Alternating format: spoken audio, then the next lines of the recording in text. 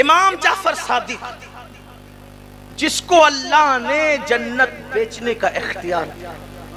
एक मर्तबा इमाम जाफर सादिक के पास उनका एक पड़ोसी आया और कहने लगा, हजरत मुझे घर बेचना है, मैं घर बेचना चाहता हूँ। फरमाया ठीक है, हमें बेच दो। हजरत कीमत, फरमाया कि यहाँ अगर तुम ये घर मुझे बेच दोगे तो इसके बदले में मैं तुम्हें जन्नत में घर दूंगा। ये मालिक जन्नत की औलाद के लहजे हैं, हम तुम्हें जन्नत में घर दे देंगे। कहा हजरत, लेकिन उस दौर के लोग भी कितने सच्चे सुच्चे थे, अकीदे के अच्छे थे। उन्होंने कहा हजरत, दस्तावेज तो तैयार करनी होगी ना, तो आप हमें लिख के दे दें, घर आपका हम लिख के देते, जन्नत हमारी आप लिख के दें। इमाम जाफर सादिक ने लिख दिया, हमने इससे घर लिया, उसके बदले में जन्नत दी। और हज के अय्याम आए, इमाम जाफर सादिक चले गए हज के लिए। कहाँ गए? हज के लिए। खुदा का करना, वो हज के लिए गए, इधर इसकी तबीयत खराब हो गई। जिसने जन्नत खरीदा था मकान देकर, उसने वसीयत की मेरा इंतकाल हो जाए तो ये चिट्ठी इमाम के हाथ की लिखी मेरे कफन में रख देना, इसलिए कि दस्तावेज है जन्नत की, साथ में ले जाना होगा दिखाने के लिए, तो फिर जन्नत मिलेगी उसी पर।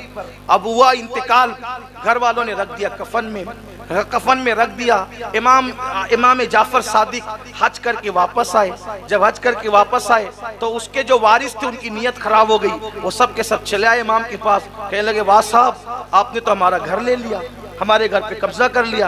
इमाम ने फरमाया, हमने कब्जा नहीं किया, हमने खरीदा है उसूल के मुताबिक। कहा कितने में खरीदा? कहा पूछो। कहा उसका तो इंतकाल हो गया, हम उसके वारिस है। कहा देखो, हमने उसको जन्नत में महल दिया था और यहाँ का घर खरीदा था। तो कहा वो दस्तावेज लिख कर दी थी। कहा लो साहब, ये भी कोई सौदे होते हैं? जन्नत में महल दे दिया और यहाँ का घर ले लिया, आपने ले लिया हमारा घर। फरमाया इमाम जाफर सादिक ने, सौदा तुमसे नहीं किया था, सौदा जिससे किया था, अब जाकर उससे पूछो कि मैं सौदे में सच्चा हूं कि नहीं। कहा लो साहब, ये भी कोई बात हुई? वो तो मर के कब्र में चला गया, हम उससे क्या पूछने जाए? फरमाया जाओ तो सही, जाओ तो सही। अल्लाह अकबर, सीरत निगार लिखते, जब वो पहुंचे उसकी कब्र पर तो जो चिट्ठी उन्होंने अपने हाथ से उसके कफन में रखी थी, वो चिट्ठी उस कब्र पर पड़ी हुई थी। एक तरफ इमाम जाफर सादिक की तहरीर थी और दूसरी तरफ उसकी तहरीर थी कि इमाम ने जो वादा किया था उस वादे के मुताबिक मुझे जन्नत में महल मिल चुका है। ये इमाम जाफर सादिक है, अहले बैत के छठे इमाम। अब उनके पास कोई मसला पूछने आया, कहने लगा कि हजरत ये बताएं कि तलवार में जो चांदी की मूठ लगाई जाती है वो जायज है कि नाजायज? क्या है, जायज है कि नाजायज? अब अगर मुझसे कोई पूछे कि चाइनीज खाना जायज है कि नाजायज, तो मैं कहूंगा जायज है। तो कहेंगे उसकी दलील क्या है? तो मैं कहूंगा कि वो जो फला खान साहब फिल्म दुनिया में काम करते ना, वो भी चाइनीज खाते हैं। कहा वाह जी वाह, बड़ी दलील लाई आपने, आप भी गैर मोतेबर हो गए गैर मोतेबर का हवाला देकर। सही, यही ना भाई, जायज बताना है तो उसका हवाला दो, दामन निचोड़ दे तो फरिश्ते वुजू करे, हैं? यही तो है, यही तो है। कहा कि भाई ये डिश खाना जायज है कि ना जायज? वो फला खान साहब का हवाला दिया नाचने वाले का, तो मैं गैर मोतेबर हो गया। लेकिन अगर मैंने ये कह दिया कि अल्लामा अख्तरजा खान साहब को मैंने करते देखा है, यहाँ भी खान साहब है ना, लेकिन ये कह दूं कि अल्लामा अख्तरजा खान साहब, जिन्हें हम और आप मोहब्बत प्यार से ताजुश शरिया कहते हैं, उनको करते देखा है। कहा नहीं, अब बात मुकम्मल है। क्यों? क्योंकि जिसके किरदार पर, जिसके ईमान पर, जिसके तकवा पर, जिसकी परहेजगारी पर एतमाद हो, वही जात हवाला बनती है। और जिसके तकवा पे, परहेजगारी पर एतमाद ही न हो, जो आदमी खुद डाउटफुल हो, वो क्या हवाला बनेगी? उसका हवाला देने वाला खुद जो गैर मोतेबर हो जाएगा। अब इमाम जाफर सादिक, तवज्जो कर रहे हैं आप, इमाम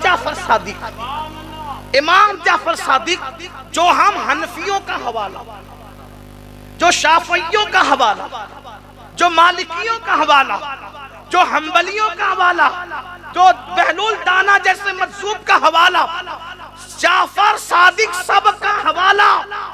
बल्कि जो लोग फिक्ह हनफी मालिकी शाफी को नहीं मानते, तो वो लोग भी फिक्र जाफरी को अपना हवाला मानते हैं। हो गया सबके लिए हवाला, दोनों फरीकैन के लिए हवाला।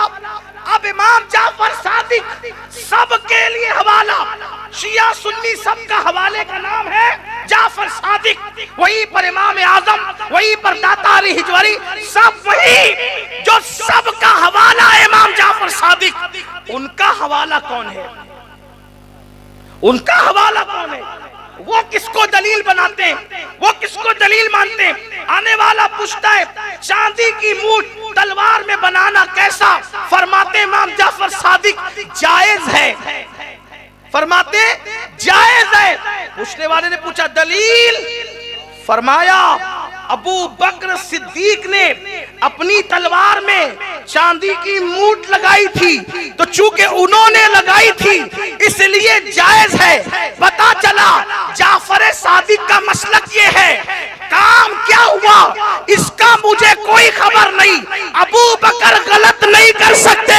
अगर चांदी की मूठ तलवार में लगा ली तो अबू बकर की बात दलील बन गई। अब जितने काम अबू बकर ने किए हैं अबू बकर के काम नहीं देखते, चूंकि वो जात गलत कर नहीं सकती इसलिए उन्होंने लगाया तो लगाना जायज है। तो आने वाले की नीयत में कुछ डामाडोल था, उसने कहा आप भी उनको सिद्दीक कहते हैं, आप भी उनको सिद्दीक कहते हैं। अब इमाम जाफर सादिक बैठे थे, खड़े हो गए और फिर कहते हैं हो सिद्दीक सिद्दीक सिद्दीक सिद्दीक सिद्दीक सिद्दीक। जब तक उनकी सांस नहीं टूट गई वो अबू बकर को सिद्दीक सिद्दीक सिद्दीक कहते हैं। वो सिद्दीक है, सिद्दीक है, सिद्दीक। और मौलाए कायनात तो कहते हैं कि आसमानों से खुदा ने जो अबू बकर का नाम नाजिल किया है वो सिद्दीक ही है। नारे तकबीर, नारे रिसालत, नारे हैदरी, खानदान अहले बैत और सैयदना सिद्दीक अकबर। तो माल के बाद बारी आती है आल की। अब आल के मामले में सिद्दीक अकबर ने तरजीह किसको दी? कुर्बान। आपकी बड़ी मशहूर रिवायत है, आपका बेटा ईमान लाने के बाद सिद्दीक अकबर के साथ असकी बाबा बदर का मैदान कितना भयानक और दर्दनाक था। एक तरफ बाप, दूसरी तरफ बेटा, एक तरफ चचा, दूसरी तरफ भतीजा, एक तरफ मामू, दूसरी तरफ भांजा। ये हुजूर के सहाबा हैं। मेरे अजीजों, नबी के लिए कोई दामाद नहीं छोड़ता यार, उन्होंने अपना बाप छोड़ा है। जो शहर में काबा था, काबा, वो शहर छोड़ा। हमें काबे से क्या मतलब, महबूब गया तो हम भी चले जाए। ये सहाबा है, लोग उनका किरदार आज मशकूक कर रहे हैं जिन्होंने काबे वाला शहर छोड़ा, अल्लाह के नबी के लिए माल छोड़ा। और ये तो सिद्दीक अकबर है। इमाम तबरी लिखते हैं कि एक बार सिद्दीक अकबर यूं आस्तीन चढ़ा के थर थर कांपते हुए बारगाह मुस्तफ़ा करीम में हाजिर हुए। सरकार ने कहा ये तेरी हालत क्या है अबू बकर? अर्ज़ की हुज़ूर वो अबू कहाफा है ना, अबू कहाफा मेरा बाप, आज उसने आपके खिलाफ कोई जुमला कह दिया। अब उसको मैंने एक मुक्का मारा है, वो गिर के बेहोश पड़ा हुआ है। आया इसलिए हूँ, इजाजत दें उसको कत्ल कर दूं, या उसको कत्ल कर दूं, इसकी इजाजत दें, या फिर दुआ करे कि वो ईमान ले आकर वो भी आशिक रसूल बन जाए। रहमतुल लिल आलमीन के हाथ उठ गए, कहने लगे अल्लाह उसे ईमान की दौलत दे। फिर सिद्दीक अकबर का मुकद्दर ये हो गया कि उनके अब्बा भी सहाबी, अबू बकर सिद्दीक खुद भी सहाबी, उनके बेटे भी सहाबी।